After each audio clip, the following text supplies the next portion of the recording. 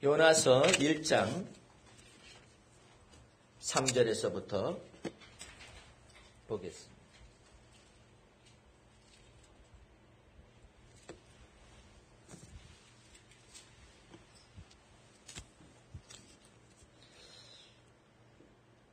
그러나 요나가 여호와의 낯을 피하려고 일어나 다시스로 도망하려 하여 욥바로 내려갔더니 마침 다시스로 가는 배를 만난지라 여호와의 낯을 피하여 함께 다시스로 가려고 선가를 주고 배에 올랐더라.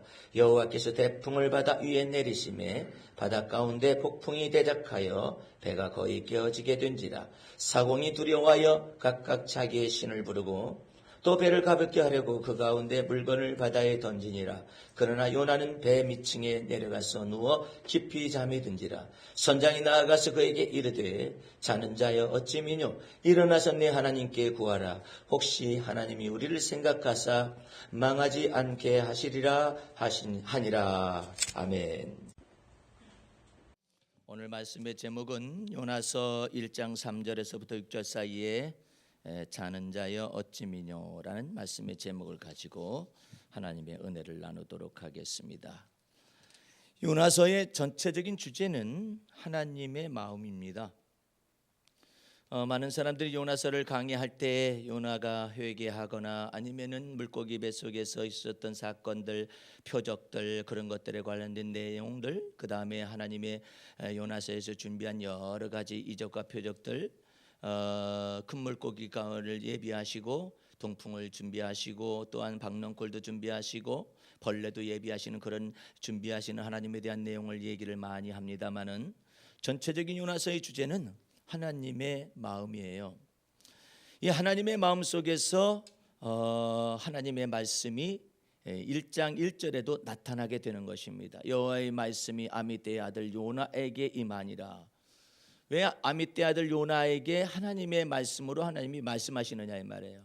그 까닭은 하나님의 마음을 지금 아미떼의 아들 요나에게 전달하고 있는 내용이거든요. 그 하나님의 마음은 뭐냐? 2절의 말씀에 너는 일어나 저 큰 성읍 니느웨에게 가서 그것을 쳐서 외치라. 그 악독이 내 앞에 상달하였음이니라 하시니라. 여기에서 무슨 하나님의 마음을 볼 수 있느냐? 그 까닭은 니느웨 성은 분명히 하나님의 백성들이라고 여겨진 이스라엘 백성들은 아니잖아요. 아님에도 불구하고 하나님이 지금 니느웨의 성읍의 악독한 행실을 관하여서 하나님이 분노하시고 하나님이 진노하시고 하나님이 심판하실 수가 있다라는 심판에 대한 경고를 지금 하나님의 마음속에서 전달하고 싶어 하는 거예요. 뭐 하나님의 백성이 아니라면은 하나님께서 그냥 다 멸하시면 되잖아요. 심판을 하시면 될 거 아니에요. 형벌을 내리시면 될 거 아니겠어요? 진노를 내리시면 되잖아요. 그런데 하나님의 마음은 하나님의 말씀을 통하여서 지금 요나에게서 전달되고 있는 거예요. 너희가 만약에 회개치 아니하면은 하나님을 믿고 회개치 아니하면은 멸망할 수밖에 없다라는 그 마음을 전달하라는 뜻이에요. 그런데 우리는 하나님의 마음은 못 읽고 하나님의 말씀만 읽는 거예요. 그게 가장 큰 하나님의 마음 속에서 그 우리 사람이 언어로 표현하면 상처가 되는 거예요. 예? 하나님의 마음을 읽을 줄을 모르는 거야. 하나님의 말씀은 알아요. 그런데 하나님의 마음을 읽을 줄 몰라요.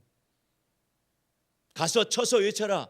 왜 외치라 하느냐 이거야. 요나의 마음 속에서는 그런 생각이 들어가는 거예요. 아니 왜 하나님께서 니느웨 성읍에 대한 악독에 관하여서 쳐서 외쳐서 회개할 기회를 주시는 이유가 뭐냐 말이에요. 이해가 안 된다 이거예요. 저들은 마땅히 죽어야 한다 이거예요. 너무나 악독하기 때문에. 예? 악독한 성읍이라면 하나님이 심판하시면 될 것이지 뭐더러 그 사람들에게 하나님의 선지자를 보내어 가지고 하나님의 마음을 전달하느냐 이 말이에요. 여유 주지 말고 그냥 엎어버리라 이것이죠.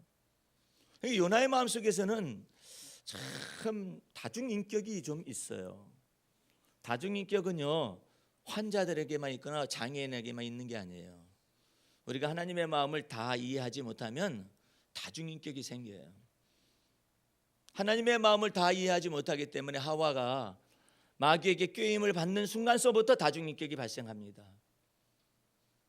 하나님은 아담과 하와를 지을 때 이는 내 뼈 중에 뼈요 살 중에 살일 뿐만 아니라 더 깊은 하나님의 형상대로 사람을 만들어 놨잖아요. 어떤 사람들은 해석할 때 잘못 해석합니다. 심지어 어거스틴마저도 하나님이 교만한 뿌리는 제거시키지 않은 상태로 하나님의 형상으로 만들었기 때문에 이 하와가 마귀의 꾀임을 받은 것이다, 이렇게 표현을 했거든요.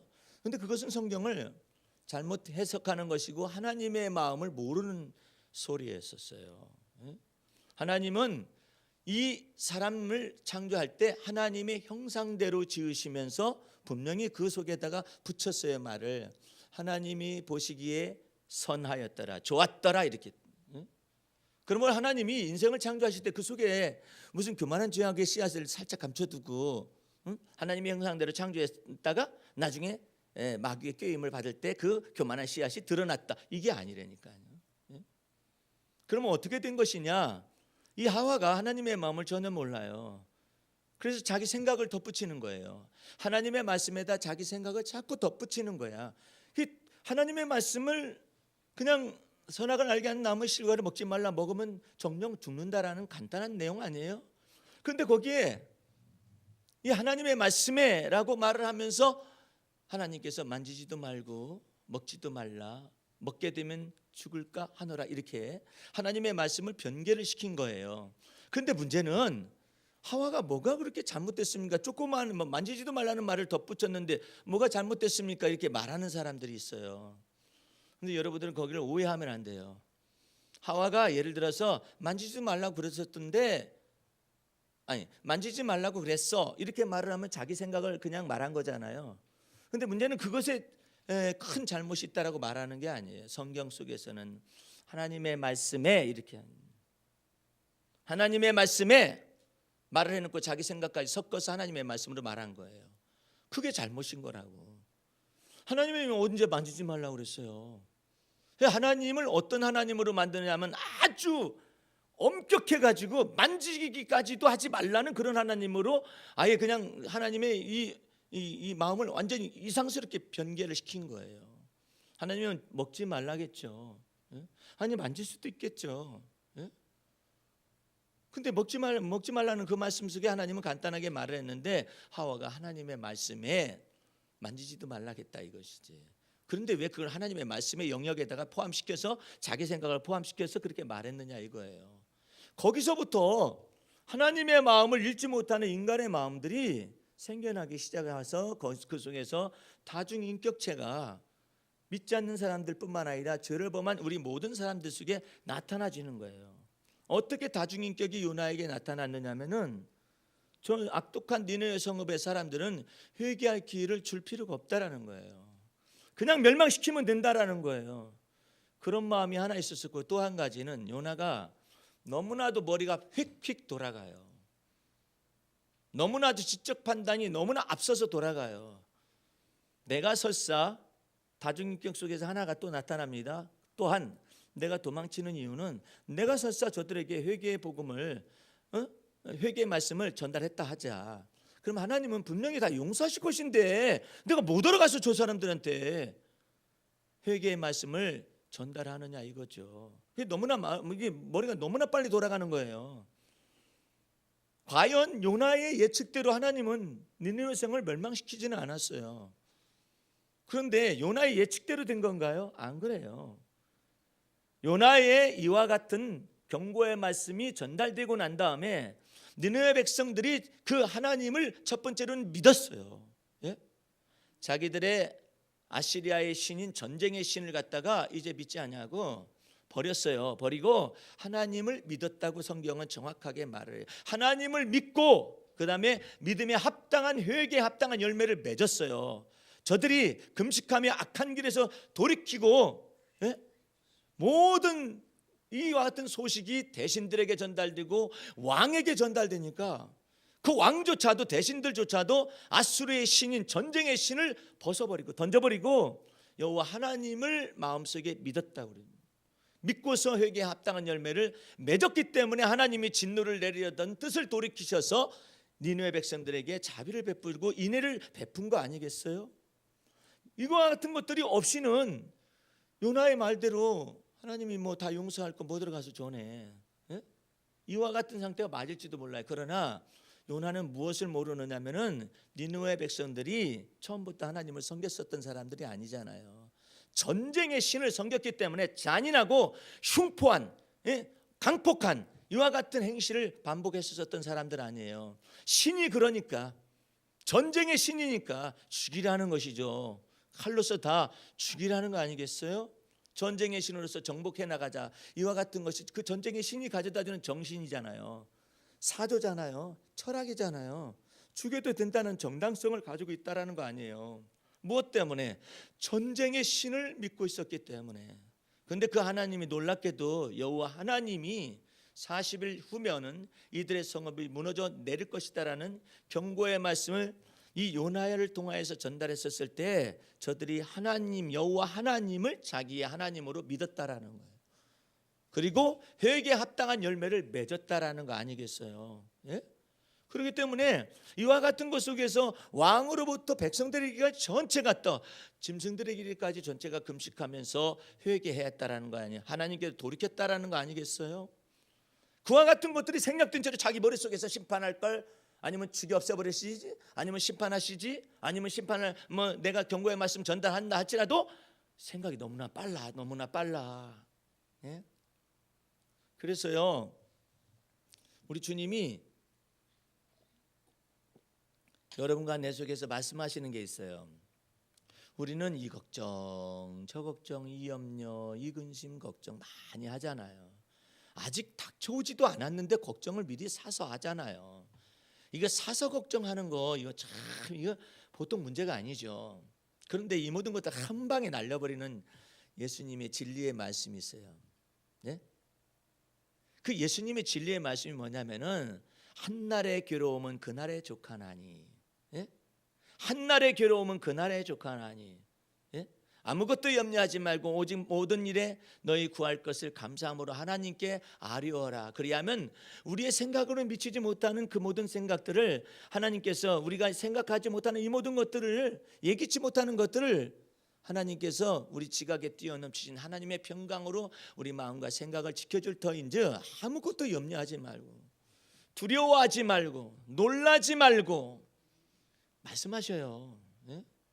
그러니까 이와 같은 내용들 속에서 하나님의 마음하고 같이 갈 수가 있다면, 동행할 수가 있다면, 우리 여기 집사님은 암으로 수년간을 수술한 이후에 계속해서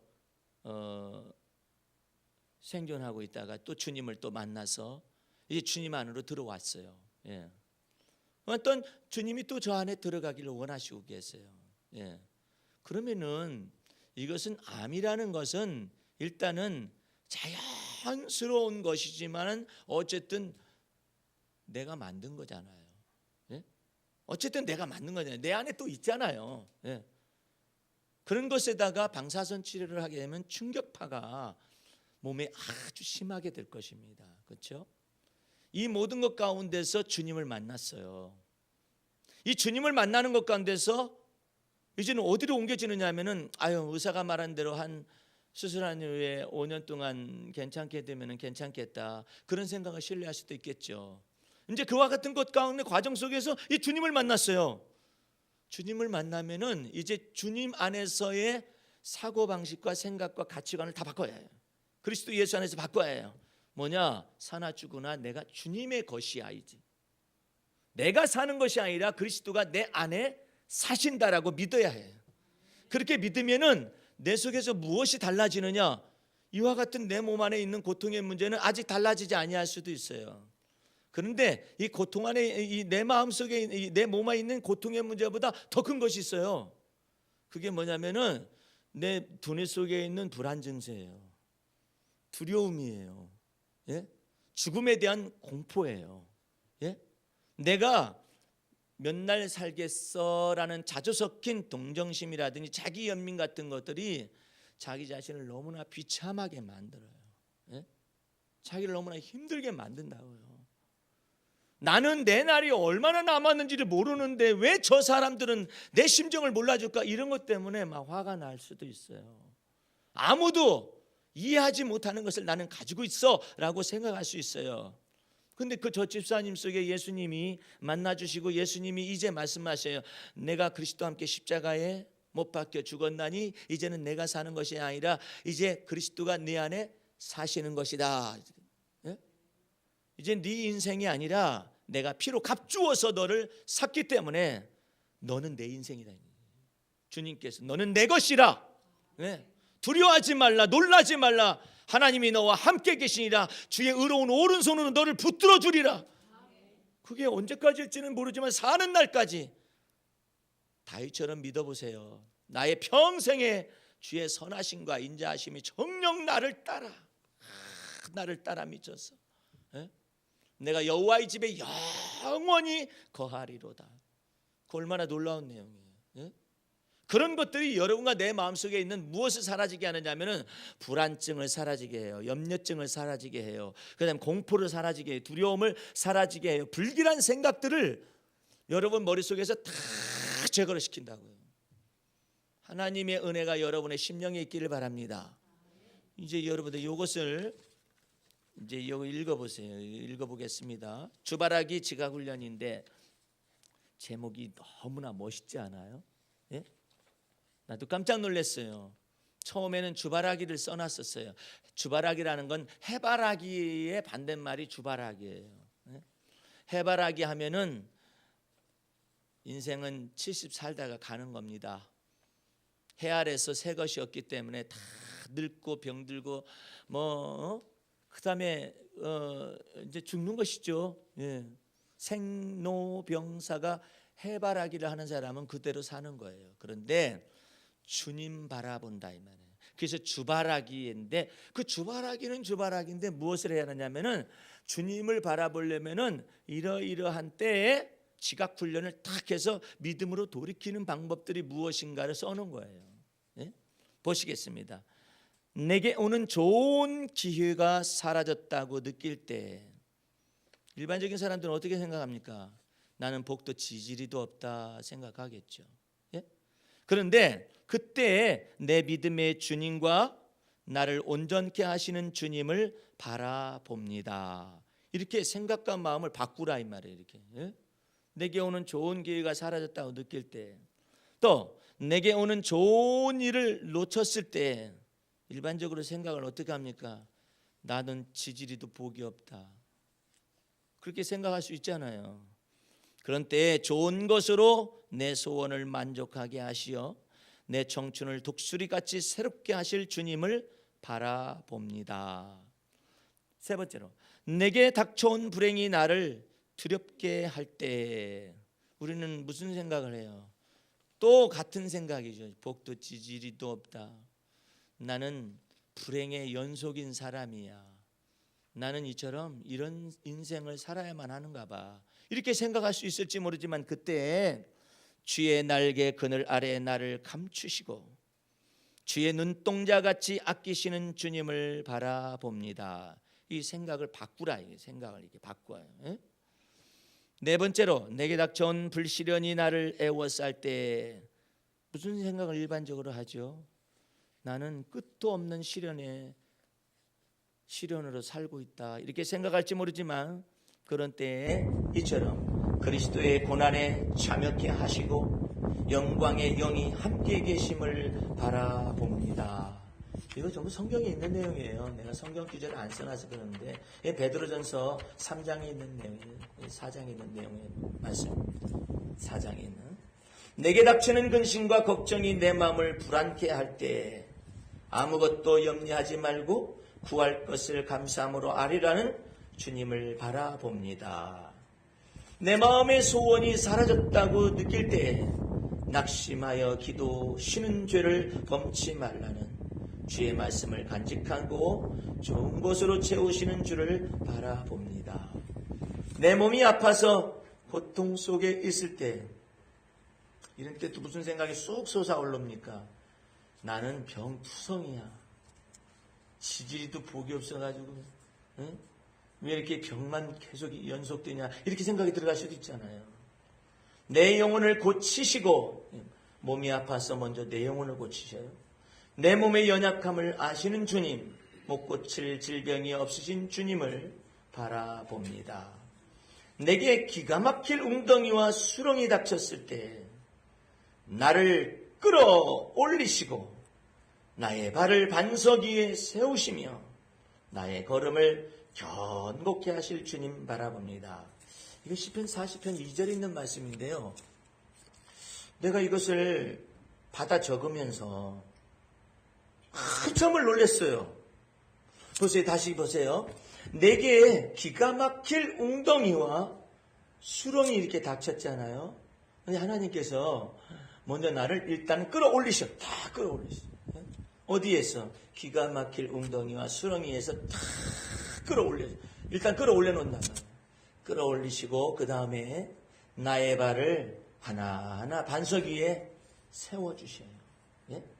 그 다음 그것뿐만 아니라 나의 걸음을 이제 견고케 하실 주님 바라봅니다. 애기 보세요. 애기가 방바닥에 기어다니고 그러다가 첫 걸음을 떼는 날 어떡합니까? 뭐 박수를 치고 그래요. 부모들이 건너건너건너건너 그러다가 탁 넘어지죠. 예? 일단은 바닥에 기어다니는 것 가운데서 그냥 끌어올려서 발에 힘을 줘서 한 발, 두 발 뛰는 거죠. 그게 그렇게 탁 올려 세워놔서 너는 방바닥에 기어다니는 존재가 아니라 직립보행을 할 수 있는 존재다. 인간은 그렇게 본래 창조가 된 것이다. 예? 우리 집 강아지도 걸으려고 애를 씁니다. 두 발로 걸으려고 애를 써요. 근데 내가 애처롭게 이럴 데가 없어요. 두 발로 조금만 있잖아요. 달달달달달달달달 떱니다. 힘이 없어서. 네 발 달린 짐승이잖아요.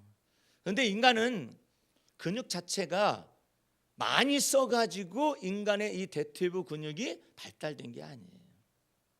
많이 써서 발달됐다면 용불용설일 거예요. 진화론에 많이 쓰면 발달하고 뭐 적게 쓰면 퇴화한다 이걸 거예요. 그런데 인간은 그렇지 않아요. 인간은 본래 대퇴부 근육이 직립보행을 위하여서 손의 근육하고 전혀 달라요. 정 모르겠으면 화장실 가셔서 아니면 혼자 벗으셔서 여기 팔의 근육하고 대퇴부 근육을 비교 대조해봐요. 예? 근본적으로 창조가 그렇게 된 거예요. 뭘 많이 써가지고 인간이 대퇴부 근육이 갑자기 늘어났어요. 예? 그러면 적게 쓰면 요만해져야겠네. 적게 쓰면은. 예? 그게 아니라 이 근육 자체가 이 모든 근육다발 자체가 전체가 다 인간이 직립보행할 수 있는 이와 같은 유전인자로서 하나님께서 인간을 아예 창조하신 거예요. 그러면 두 발로 걷기 위해서 뭘 하시려고? 짐승은 네 발로 걷느라고 정신이 없어요.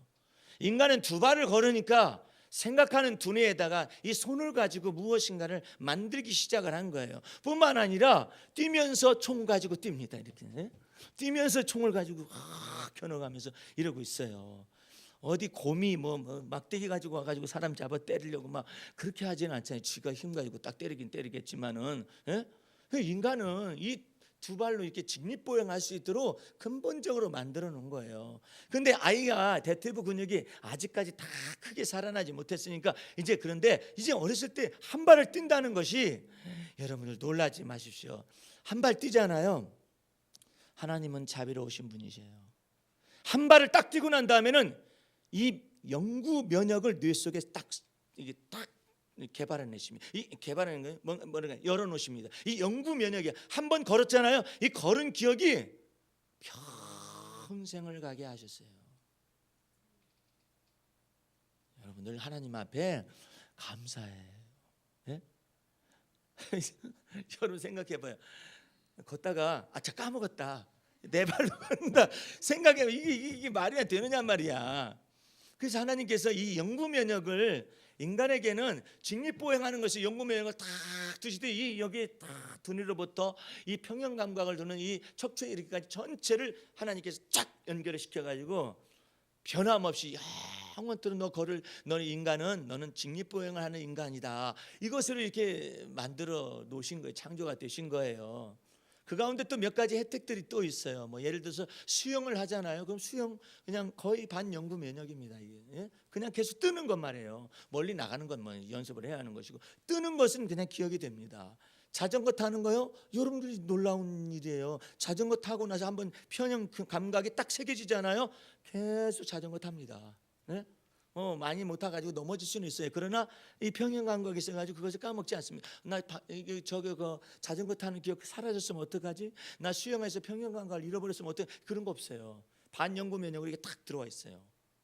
그런데 인간 속에 하나님이 이처럼 커다랗게 은총 위에 은총을 막 더하시는 것이죠. 예?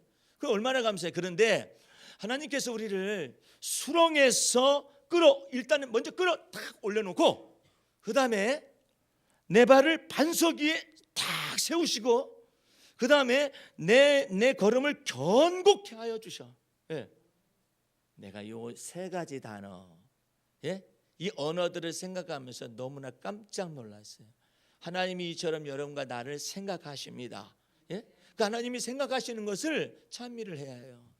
하나님 저를 향한 생각이 너무나도 많습니다. 하나님이 저를 생각하는 생각이 너무나 큽니다. 일상생활에 관련된 여러 가지 것들에 관해서 여러분들은 하나님 앞에 감사를 해야 해요. 예? 우리가 걷는 것도 얼마나 놀라운 표적이에요. 그죠? 평형감각을 영구명령으로 생각한다면 살아 숨쉰다라는 것이 오늘 살아 숨쉬고 또한 내가 태양빛을 볼 수 있다라는 거, 내가 오늘도 대소변이라든지 배설이라든지 먹고 마시는 이 모든 것들이 자연적으로 이루어진 일상적인 모든 것들에 대한 주님께서 감사를 받기를 원하셔요. 또 그것을 주님은 축복하시기를 원하셔요. 예? 그래서 이 시가 이렇게 기도 시가 있는 것입니다. 내게 까닭을 모르는 고난이 닥쳤을 때 나의 가는 길을 아시고 나를 단련하신 후에 정금같이 나오게 하시는 주님을 바라봅니다. 내게 원수의 압제가 나타났을 때 내 원수의 목전에서 내게 상을 베푸시고 내게 기름을 부어 내 잔이 넘치게 하실 주님을 바라봅니다. 오늘 여러분들 이와 같은 생각 속에서 배 밑창에 들어가 가지고 잠을 자는 이유가 뭐죠? 요나가 왜 하나님의 낯을 피하죠? 자기 생각이 너무 많아서 그래요. 자기 생각이 너무 많아 가지고 하나님의 마음에 지금 이게 합하여야 하는데 하나님의 마음은 모르고 자기 생각이 너무 많아요. 예? 바리새인들과 서기관들이 그렇게 큰 죄인입니까? 잘 생각해 보세요. 아니 그들은 의로워지려고 애를 썼을 뿐이에요. 그들은 하나님의 말씀대로 살으려고 노력을 했을 뿐이에요. 예? 저들은 어떻게든지 간에 율법의 말씀을 지켜서 살아보려고 노력했었던 사람들이에요. 저들은 하나님의 계명을 다 지키기 위해서 밤낮으로 연구하기도 하고 그 말씀 연구에 온몸 전체를 자기의 전 인생을 다 걸었었던 사람이거든요. 예? 그런데 여러분들 놀라지 마십시오. 하나님이 무엇을 말씀하시는가? 예? 바리새인들과 서기관들이 하나님의 말씀을 줄줄줄줄줄 외운 것을 뭐라고 말씀하시지 않으세요? 예? 성경 통독하는 사람들이 많이 있잖아요. 성경 통독하는 사람들이 많이 있는데 이 사람들의 약점이 있어요. 성경을 암송하는 사람들의 많이 있잖아요. 약점이 있어요. 성경을 열심히 공부하는 사람들이 있잖아요. 약점이 있어요. 예? 성경 공부를 많이 하는데도 그 속에 왜 약점이 발생되느냐 이 말이에요. 아니 성경 공부를 했었어도 서기관들과 바리새인들만큼 많이 했을까요? 이들은 미간에 붙이기도 하고 방문에 붙이기도 하고 손목에 매기도 하고 그래서 성경 말씀을 외우려고 노력을 많이 한 것이거든요. 그럼 뭐가 잘못인가요? 성경 말씀을 많이 읽었어요. 뭐가 잘못인가요? 성경 말씀을 많이 암송했어요. 뭐가 잘못이냐 말이에요. 아니 말씀대로 또한 살으려고 그래요. 뭐가 잘못이에요? 또 내가 의로워지려고 노력을 해요. 뭐가 잘못이에요? 내가 도덕적으로 살려고 노력을 해요. 뭐가 잘못이에요? 내가 율법을 말씀을 지키려고 노력을 해요. 뭐가 잘못이에요? 내가 계명을 지키려고 노력을 해요. 뭐가 잘못이에요? 바리새인들과 서기관들이 잘못할 이유가 하나도 없잖아요. 그런데 그들의 한 가지 특징이 있어요. 하나님의 마음을 도무지 몰랐어요.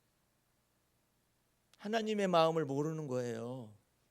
말씀을 암송해도 하나님의 마음을 몰라요. 율법을 지키려고 해도 하나님의 마음을 몰라요.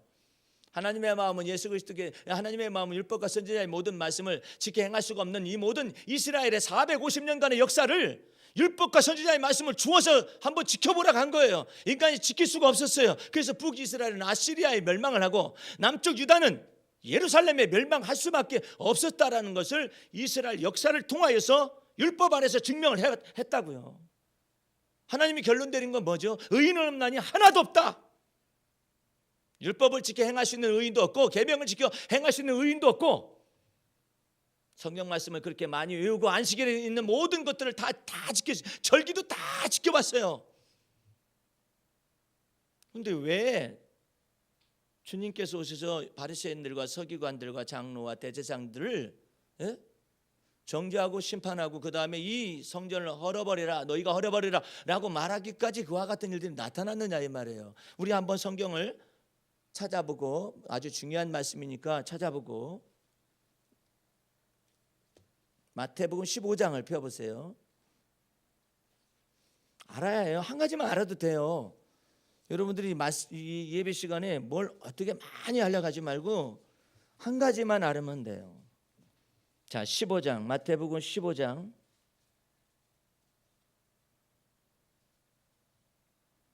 7절 말씀서부터 봅니다. 외식하는 자들아, 이사야가 너희에게 대하여 잘 예언하였도다. 일렀으되 이 백성이 입술로는 나를 존경하되, 서기관들과 바리새인들이 마음은 내게서 멀도다. 사람의 계명으로 교훈을 삼아 가르치니 나를 헛되이 경배하는도다. 하나님 앞에 마음이 멀은 거예요. 하나님의 마음을 몰라요. 그것 때문에 문제가 되는 거예요. 하나님의 마음을 알았더라면 요나가 아하, 이처럼 니느웨가 악독한 성읍임에도 불구하고 나로 하여금 경고의 메시지를 전달하는 까닭은 아하, 하나님이 저들을 생각하셨구나, 이렇게 마음을 맞춰야지 하나님의 마음에. 근데 그것 때문에 그냥 딱 틀어져 가지고 말이에요.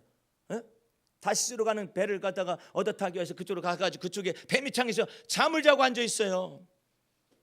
이방인들이 차라리 말을 합니다. 자는 자의 어찌미냐, 일어나라. 그 다음 말씀이 너무 가슴이 아파요. 내 하나님께 구하거라. 이방인이 그래요. 이방인이 내 하나님께 구하거라. 예? 오늘 여러분들 주 앞에서 하나님의 마음이 이 요나서에서 하나님의 마음을 읽지 못하면 요나 선지자와 똑같은 행실을 여러분과 내가 하게 되어 있어요. 아무리 성경 많이 읽어도. 예? 오늘 아침에 잠깐 하영조 목사님 소천하기 전에 목회자 세미나 한 것을 잠깐 한 5분 동안 이렇게 들었나요? 그랬는데 이 지구상에서 가장 하나님의 마음을 잘하는 교회가 있다라는 거예요. 그 자기 교회 자랑하려고 그러나 그랬더니 그게 아니라 북한에 있는 지하교회의 교인들이라는 거예요. 저들에게 목사가 없잖아요. 저들에게 신학교가 없잖아요.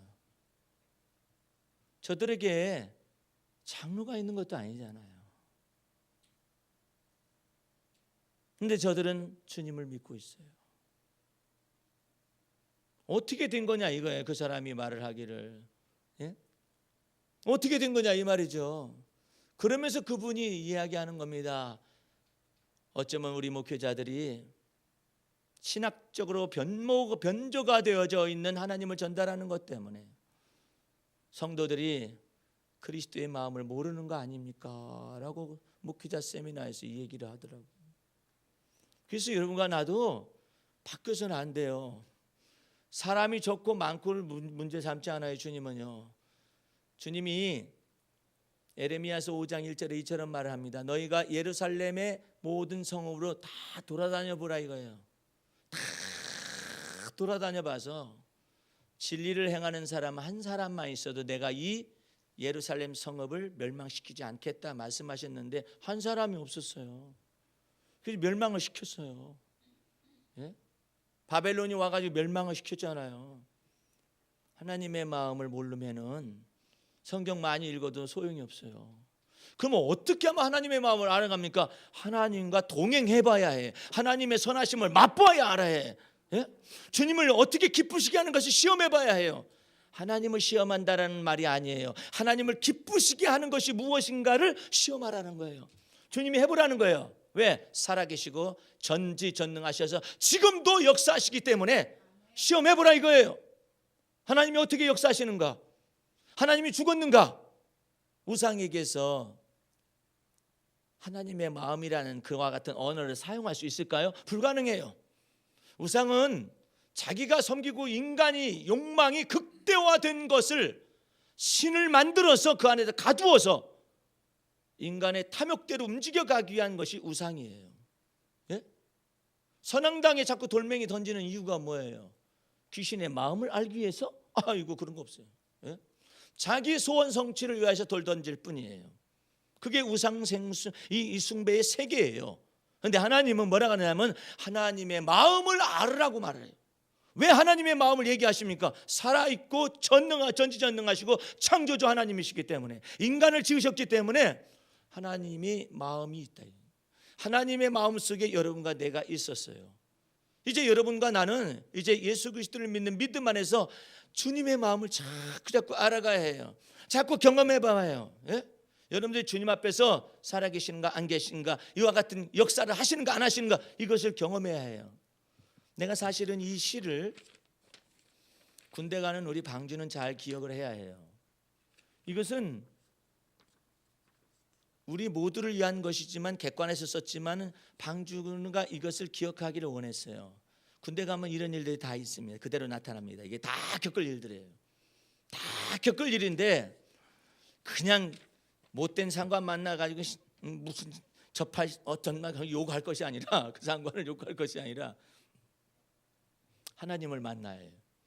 예? 군대에서도 하나님을 만날 수가 있어요. 예? 군대에서 하나님이 역사하실 수가 있어요. 예? 저희 형님이 군종 사병도 아니고 군종 사병 일을 돕는 사람 밑에서 있었어요.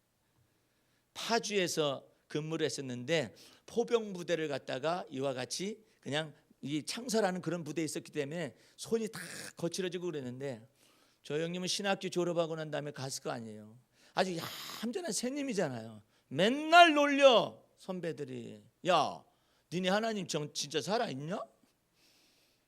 너 그 하나님 믿냐? 예, 대답해봐 임마. 예, 아멘, 믿습니다. 안 보이는데? 놀리고 야구를 올리고 살아계신 하나님에 관해서 그래요. 그런데 어느 날 하나님께서 살아계신 놀라운 역사를 보여주셨어요.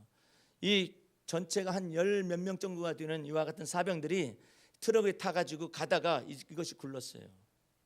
트럭이 굴렀어요. 굴렀는데 거기에 방희주 군종 사병이 믿음 가운데서 기도를 했었어요. 아무도 다치지 않았어요. 그 하나님 살아계시냐라고 묻던 믿지 않는 그 선임이 뭐라고 말하는지요? 네 하나님 살아계시다라고 말을 해요. 놀라운 일이에요. 예.